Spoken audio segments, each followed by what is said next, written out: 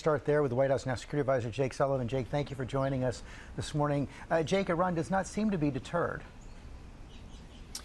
Well, what President Biden has said is that if Iran's proxies, these Shia militia groups in the region, keep attacking U.S. troops, we will respond, and we will respond swiftly and decisively, and that's precisely what we did last night, striking 2 targets in Iraq linked to one group called Kateb Hezbollah, which is an Iranian-backed proxy group, as well as the strike by the AC-130 gunship that Terry just referred to. And we will continue to send a clear message to Iran and the groups that if they continue to attack us, we will respond, and we will continue to take every possible measure to protect our troops. Are you confident this hostage deal is going to be executed?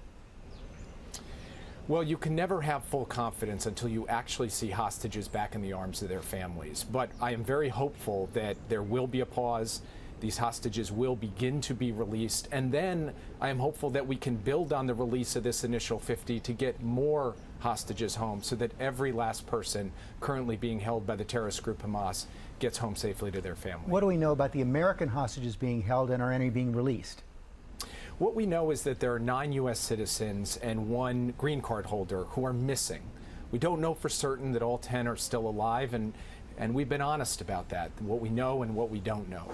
We know that among those 10, 3 are women and children, 2 women, 1 child, and we believe that those 3 will be among the 50 who are released. But again, George, until we actually see them come out, be in the arms of their loved ones, get home safely, we cannot be fully confident. So we are going to wait as the families are waiting with bated breath until they come out, and then until every last American comes out. Negotiations have been going on for weeks. What was the key to getting this done?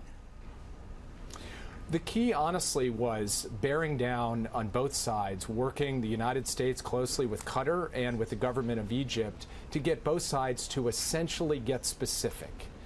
And the big move happened late last week when President Biden spoke first with Prime Minister Netanyahu and then with the Emir of Qatar to say how many hostages for how many days in return for how many Palestinian prisoners. And it was really the work to refine those details that finally produced the breakthrough that we now see resulting in the announcement of a pause in hostilities and the first return of prisoners, of hostages. As we head into Thanksgiving, how concerned are you about attacks here at home?